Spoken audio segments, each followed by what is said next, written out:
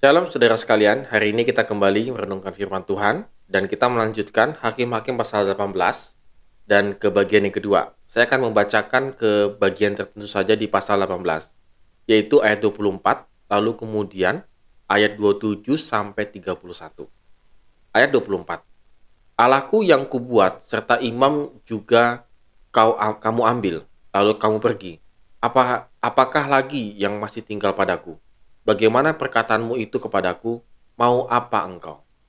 Lalu di ayat yang ke-7 sampai dengan yang ke-31. Lalu Bani Dan dengan membawa barang-barang yang dibuat Mika, juga imamnya, mendatangi Lais, yakni rakyat yang hidup dengan aman dan tentram. Mereka memukul orang-orang itu dengan mata pedang dan kotanya dibakar. Tidak ada orang yang datang menolong, sebab kota itu jauh dari Sidon, dan orang-orang kota itu tidak bergaul dengan siapapun juga. Letak kota itu di lembah Bet Rehob. Kemudian Bani Dan membangun kota itu menjadi kembali dan diam di sana. Mereka menamai kota itu Dan menurut nama bapa leluhur mereka, yakni Dan yang lahir bagi Israel. Tetapi nama kota itu dahulu adalah Lais. Bani Dan menegakkan bagi mereka sendiri patung pahatan itu. Lalu Jonathan bin Gersom bin Musa bersama-sama dengan anak-anaknya menjadi imam bagi suku Dan, sampai penduduk negeri itu diangkut sebagai orang buangan. Demikianlah mereka menempatkan bagi mereka sendiri patung pahatan yang telah dibuat Mika itu, dan patung itu ada di sana selama rumah Allah ada di Silo. Saudara sekalian, kita lanjut. Akhirnya suku Dan berencana untuk menyerang Lais, begitu ya kalau masih ingat yang kemarin. Tetapi mereka itu butuh Tuhan dan imam. Jadi dari berdasarkan 5 pengintai kemarin, mereka melihat sepertinya Tuhannya yang dibuat oleh Mika dan juga imamnya itu manjur begitu ya. Makanya mereka melewati rumahnya Mika. Kalau saudara baca dari yang ayat yang ke-14 sampai ayat yang ke-26, maka mereka mampir ke rumahnya Mika, lalu mereka mengambil patung Allah buatan Mika dan juga imamnya. Dan rupanya Mika tidak setuju begitu ya. Ini kok tiba-tiba datang ngerampok. Mika memang membawa orang-orangnya, keluarga besarnya untuk menghadang suku Dan.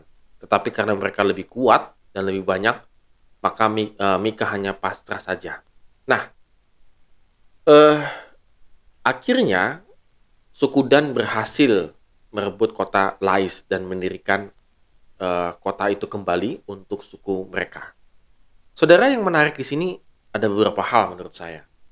Yang pertama adalah ketika Mika memanggil suku Dan untuk kembali, untuk meminta Allahnya. Dikatakan, Allahku yang kubuat serta imam juga kamu ambil. Jadi sudah jelas clear kalau kita kemarin belajar tentang bagaimana Allah ya yang dibuat oleh Mika. Memang ini statementnya Mika jelas sekali. Allahku yang kubuat. Artinya ini Allah buatannya Mika, versinya Mika. Dan versinya Mika tentang imamnya yang juga diambil oleh suku Dan. Dan yang menariknya sekali saudara, bahwa ketika suku Dan ini membangun kota ini, lalu kembali juga mereka menegakkan bagi mereka, yaitu patung pahatan itu, yaitu patungnya si Mika, buatan Mika. Jadi bisa kebayang saudara sekalian betapa rusaknya moralitas spiritualnya ya, kerohanian daripada suku Dan ini. Dia sudah ngambil Allah buatan orang lain, lalu ditegakkan di kotanya, didirikan, ditaruh di kotanya yang direbutnya itu. Mereka pikir ini adalah Tuhan yang membuat mereka berhasil. Saudara, dari sini kita bisa membayangkan bahwa kita juga mungkin kadang-kadang agak mirip ya dengan suku Dan ya, yaitu membawa Tuhan dalam kehidupan kita dan kita menegakkan Tuhan ataupun mendirikan Tuhan dalam kehidupan kita. Tetapi itu Tuhan buatan kita sendiri. Kita ingin punya Tuhan yang sesuai dengan kehendak kita. Kalau Tuhan kita ini berbau mujizat, kita senang. Kalau Tuhan ini merciful, murah hati, kita senang. Tetapi kalau Tuhan ini sudah mengajarkan penderitaan, mengajarkan untuk hidup setia, ketaatan, kita nggak senang. Kita nggak mau tuh membaca Alkitab bagiannya yang masalah penderitaan, yang menguak tentang dosa kita, kebobrokan kita. Kita nggak mau. Nah, saudara di sini hati-hati. Kita mirip suku Dan. Kita memilih mengambil Tuhan yang sesuai dengan yang kita mau, sesuai dengan tujuan kita. Kalau tujuannya nggak sama, maka saya akan memilih Tuhan yang sama dengan tujuan saya. Saudara, kita harus akui, bukankah kita juga sering mengalami hal ini? Artinya, kita lebih suka memang memilih Tuhan ataupun bagian firman yang lebih enak didengar dari lebih enak ya kita dengar gitu. Makanya saya membuat virtual devotion saya ini berurutan, saudara, dari hakim-hakim sampai nanti kita bahas terus menerus. Tadinya saya kan pilih sana, pilih sini, pilih sana, pilih sini. Tapi akhirnya saya pikir supaya pembaca ataupun yang mengikuti virtual devotion ini mendapatkan satu gambaran Alkitab yang utuh. Maka saya mulai dari hakim-hakim. Saudara, kadang-kadang kita lebih suka membaca firman Tuhan yang menguatkan kita saja. Tapi bagian-bagian yang menegur dosa kita, bagian yang mengajak kita untuk taat setia, yang sangat sulit, apalagi mengkoreksi karakter kita nggak mau baca. Bagi kita itu nggak penting. Nah, oleh karena itu, saudara sekalian, pada hari ini kalau kita baca firman Tuhan ini luar biasa. Mungkin sama juga dengan ketika kita mendengarkan khotbah. Kita inginnya khotbah yang hanya memberikan nuansa positif, nuansa semangat.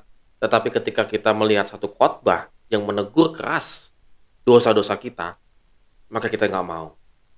Kita pengen memilih pengkhotbah-pengkhotbahnya misalnya, ataupun memilih bagian-bagian yang menarik saja. Oleh karena itu, saudara sekalian, di sini butuh satu kepekaan iman. Apakah kita memiliki relasi yang erat dengan Tuhan, maka kita akan mendengarkan suara Tuhan. Apapun itu, menegur kita, mengkoreksi kita, memberkati kita, memberikan semangat kepada kehidupan kita, apapun itu firman Tuhan, kita akan terima. Karena itu semua dari Tuhan. Tujuannya satu, Tuhan ingin hidup kita menjadi serupa seperti Kristus. Amin. Tuhan Yesus memberkati kita semua.